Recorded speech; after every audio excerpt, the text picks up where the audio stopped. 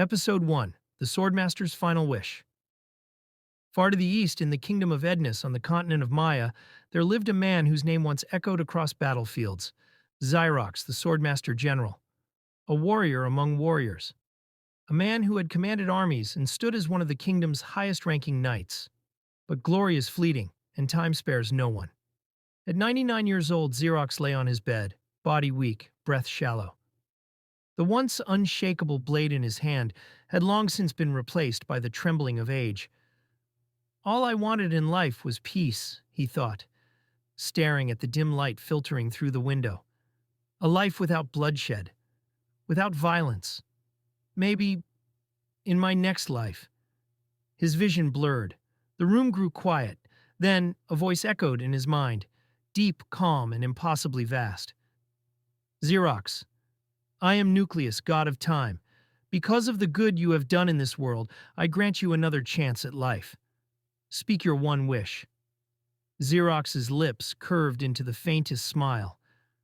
I wish to keep my memories. Your wish is granted, the god replied. You will be reborn as a child in the present time. Your parents will be from a modest noble family. Live the peaceful life you once desired. Good luck. The world faded into light. When Xyrox opened his eyes again, he was no longer an old man. His hands were small, his body young. He had been reborn as Martin Taylor, son of a low-ranking noble family of blacksmiths, makers of weapons for the kingdom of Ednus. 15 years passed in a blink. Martin grew up helping his parents, Nick and Ida, at their forge. The heat of the flames and the ringing of hammer against steel became the rhythm of his days. Yet even in this quiet life, the instincts of a swordmaster never left him. In secret, he trained during his free time, polishing his footwork, refining his strikes, and keeping his body sharp. One morning, his parents called him into the workshop. Martin, his father said, you're 15 now. It's time for you to study at the Royal Academy. Martin frowned. I don't want to leave. I'm your only child. Who will help you with the forge? His mother smiled warmly. We'll manage.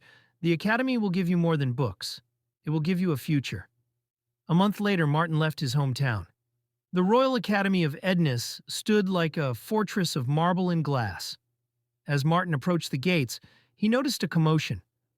A boy was being shoved around by a group of students. They wore uniforms different from the others, dark, elegant, and marked with the crest of high nobles, those with royal blood. In Ednus, nobility was divided into two classes: high nobles, wielders of influence and privilege; low nobles like Martin, who were craftsmen, builders, and workers. Martin walked past without a word. Peace was his goal, and he wouldn't jeopardize it over a stranger. When classes began, he introduced himself as the new transfer student. His heart sank when he realized the bullies from earlier were in his class. He kept his distance, sitting quietly at the back of the room. 1 month passed without incident. Then came faction recruitment day. The academy had 3 main factions. 1. Knight faction, soldiers who fought with swords, guns, and other weapons. 2. Maker faction, blacksmiths, alchemists, carpenters, and builders. 3. Support faction, strategists, medics, and herb specialists. Every student had to join one. Martin, naturally, chose the Maker faction. He wasn't surprised when the bullies joined the Knight faction. He simply smirked to himself.